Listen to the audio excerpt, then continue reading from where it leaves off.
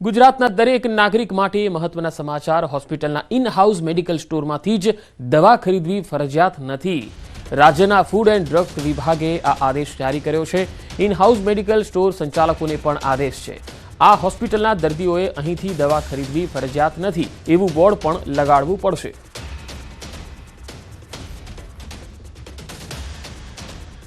31 પહેલા ગુજરાતમાં દારૂ ઘુસાડવા બુટલેગરો અવનવા પ્રયાસ કરતા હોય છે, ત્યારે વલસાડ જિલ્લામાંથી ફરી એકવાર વિદેશી દારૂ ઝડપાયો। વલસાડની પારડી પોલીસે વિદેશી દારૂની 14 બોટલ સાથે મર્સિડીઝ પણ જપ્ત કરી। પારડીના કલસર ચેકપોસ્ટ પર ચેકિંગ દરમિયાન દારૂ ઝડપી પાડ્યો।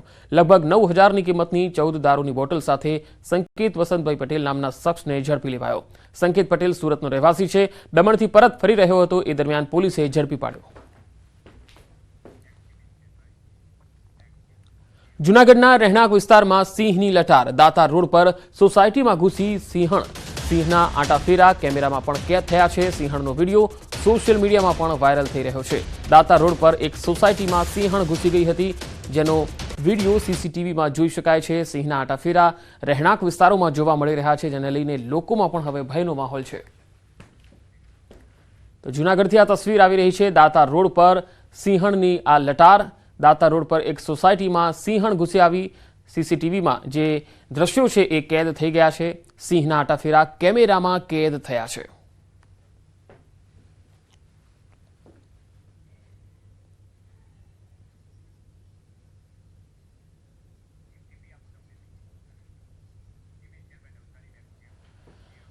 નવસારીના ગણદેવીના ઉંડાચ ગામમાં 28 લાખ રૂપિયાના ખર્ચે બનેલું પેટા આરોગ્ય કેન્દ્ર શોભાના ગાંઠિયા સમાન બન્યું છે।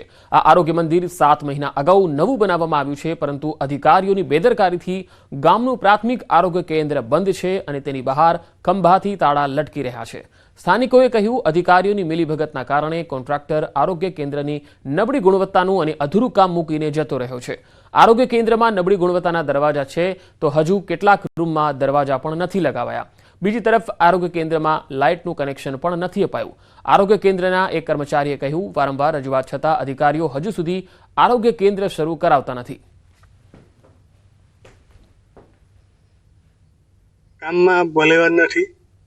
કમ્પાઉન્ડ વોલને કોલમ બીમ કરેલા નથી, એમ જ બાંધી દીધેલી છે। ફ્લોરિંગમાં બીજા ગામના મુકાબલામાં અમારે કોટા લાખેલા છે, ત્યાં સ્પાર્ટેક લાખેલી છે। કલર કામ પ્રોપર નથી કરેલું અને દરવાજાના ફિટિંગ પણ નથી। લાઇટ પણ હજુ કનેક્ટ કરેલી નથી। એના અભાવે 6 મહિનાથી આ સેન્ટર બંધ પડેલ છે। કે જે કોન્ટ્રાક્ટર છે એમનું કામ થોડુંક અધૂરું છે। ઉપરની સાઈડ જે દરવાજો નાખવાનો હતો અને આગળ જે ગ્રીલ છે એ હજુ નાખવાની બાકી છે, અને એ પછી ઉપયોગમાં લેવા માટે જો કામ પૂરું થઈ જાય પછી એની હેન્ડઓવર કરી દેશે, પછી એનો ઉપયોગમાં લેવાનું ચાલુ કરીશું। તો સ્થાનિકોની આરોગ્ય કેન્દ્ર શરૂ કરવાની માંગ છે, કારણ કે આરોગ્ય કેન્દ્ર શોભાના ગાંઠિયા સમાન બન્યું છે। બનાસકાંઠાના ડીસાના તાલેપુરા ગામે નીલગાય થઈ હડકાઈ, અને એવી ઘટના સામે આવી છે, કારણ કે 2 દિવસથી હડકાઈ થયેલી આ નીલગાય આમ તેમ દોડાદોડી કરતા લોકોના જીવ હવે તાળવે ચોંટી ગયા છે। વન વિભાગની ટીમે હડકાઈ થયેલી નીલગાયને પકડવા કામગીરી હાથ ધરી હતી। તો તાલેપુરા ગામમાં નીલગાય હડકાઈ થઈ ગઈ છે અને લોકોને ભય છે કે આ નીલગાય ગમે ત્યારે હુમલો કરી દેશે। 2 દિવસથી લોકોમાં આ ભય છે, જેથી વન વિભાગને જાણ કરવામાં આવી છે। વન વિભાગની ટીમ સતર્ક બની છે અને આ નીલગાયને પકડવા માટે સજ્જ થઈ છે। તાલેપુરા ગામમાં નીલગાય હડકાઈ થઈ।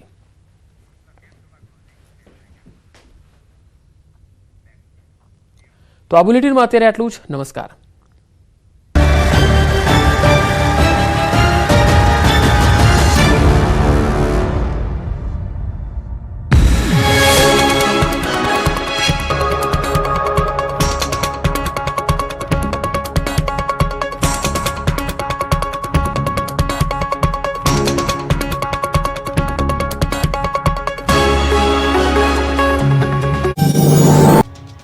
ગુજરાતમાં કાતિલ ઠંડીનું મોજું ફરી વળ્યું છે. સૌરાષ્ટ્રથી લઈ કચ્છ અને ઉત્તર ગુજરાતને લઈને દક્ષિણ ગુજરાત સુધી બર્ફીલા પવન ફૂંકાતા આખું ગુજરાત જાણે ફ્રીજ બની ગયું છે.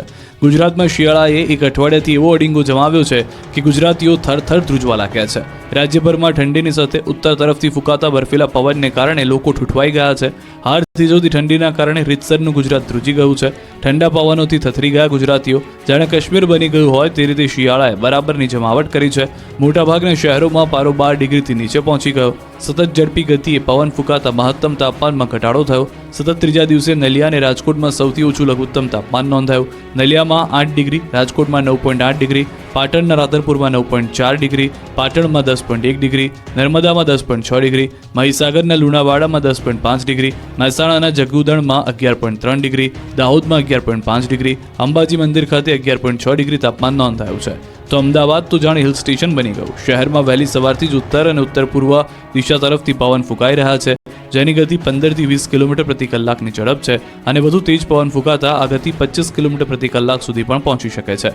વહેલી સવારથી જ ઠંડા પવન ફૂંકાતા પારો 13 ડિગ્રીએ પહોંચી ગયો હતો. હજુ અઠવાડિયું કાતિલ ઠંડીમાં ઠૂંઠવા માટે તૈયાર રહેવું પડશે, એટલે ગરમ વસ્ત્રોમાં લપેટાયેલા જ રહેજો. આ તરફ હિલ સ્ટેશન માઉન્ટ આબુમાં કાતિલ ઠંડીએ કહેર વર્તાવ્યો. માઉન્ટ આબુમાં તાપમાનનો પારો -5 ડિગ્રીએ પહોંચ્યો. માઉન્ટ આબુમાં અનેક સ્થળોએ બરફની સફેદ ચાદર છવાઈ. પાર્ક કરેલી કાર ઉપર પણ બરફના થર જામ્યા. આ બરફના થરને કાર પરથી હટાવતા સહેલાણીઓના વિડીયો સોશિયલ મીડિયામાં વાયરલ થયા. ત્યારે માઉન્ટ આબુમાં મોટી સંખ્યામાં પહોંચી રહેલા પ્રવાસીઓએ ફૂલ ગુલાબી ઠંડીની મજા માણી. ત્યારે આબુમાં તાપમાનનો પારો ગગડતા ગુજરાતના સહેલાણીઓ મોટી સંખ્યામાં પહોંચ્યા હતા. જોકે સતત માઉન્ટમાં તાપમાનનો પારો ગગડતા સ્થાનિક લોકોના જનજીવન પર કાતિલ ઠંડીની માઠી અસર થઈ. નકલી વસ્તુઓની ભરમાર વચ્ચે હવે ઉત્તર ગુજરાતનું મહેસાણા હોય કે કડી, બનાસકાંઠા હોય કે પાટણ, બધા જ શહેરો જાણે નકલી વસ્તુઓના એપી સેન્ટર બની ગયા છે. કૌભાંડનું ઝોન બની ગયેલા ઉત્તર ગુજરાતમાં હવે નકલી વસ્તુનો રાફડો ફાટ્યો છે. લોકોના સ્વાસ્થ્ય સાથે ચેડા કરતા માફિયાઓએ માજા મૂકી છે. 2 રૂપિયા કમાવાની લાલચમાં નકલીનો ખેલ કરતા લોકો પર તંત્રએ તવાઈ બોલાવી છે. પાટણમાં ઘીના સેમ્પલ ફેલ નીકળ્યા છે. પાટણના સિદ્ધપુર જીઆઈડીસીમાંથી પકડાયેલા ઘીના નમૂનાના પૃથ્થકરણમાં મોટો ખુલાસો થયો છે. આ ઘીના નમૂના ફેલ થયા છે. અગાઉ 5500 કિલો ઘીનો જથ્થો ફૂડ એન્ડ ડ્રગ્સની ટીમે ઝડપી પાડ્યો. 16.50 લાખની કિંમતનો ઘીનો જથ્થો સીઝ કર્યો. 4 માસ અગાઉ ઝડપાયો હતો ઘીનો જથ્થો. ઘીમાંથી વેજીટેબલ ઓઇલની ભેળસેળ મળી આવી. ડેરીવાલા ફાર્મ પ્રોડક્ટ નામની ફેક્ટરીમાં બનતું હતું ભેળસેળવાળું ઘી પકડાયું હતું. ભેળસેળવાળું ઘી હોવાનો રિપોર્ટ આવતા ફેક્ટરી માલિક સામે કાર્યવાહી કરાશે.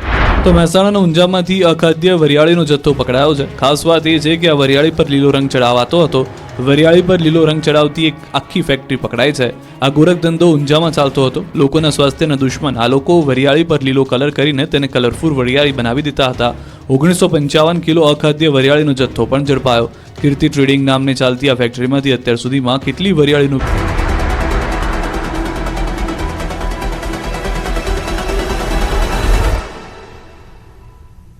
તિરુપતિ એડિબલ ઓઇલ્સ, દરેક તહેવાર હેલ્ધી તહેવાર. રાજ્યના ફૂડ એન્ડ ડ્રગ્સ વિભાગનો નિર્ણય, હોસ્પિટલના મેડિકલ સ્ટોરમાંથી દવા ખરીદવી ફરજિયાત નહીં. સુરતમાં બોગસ ડોક્ટરોનો રાફડો ફાટ્યો. વધુ 2 નકલી તબીબ, 1 કમ્પાઉન્ડરની ધરપકડ. 12 પાસ ચલાવતા હતા ક્લિનિક.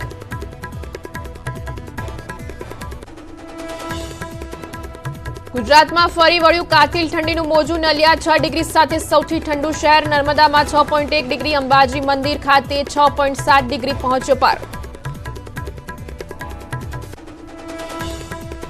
નમસ્કાર, આપ જોઈ રહ્યા છો ન્યૂઝ 18 ગુજરાતી. હું છું આપની સાથે શ્રુતિ શાહ. નજર કરીએ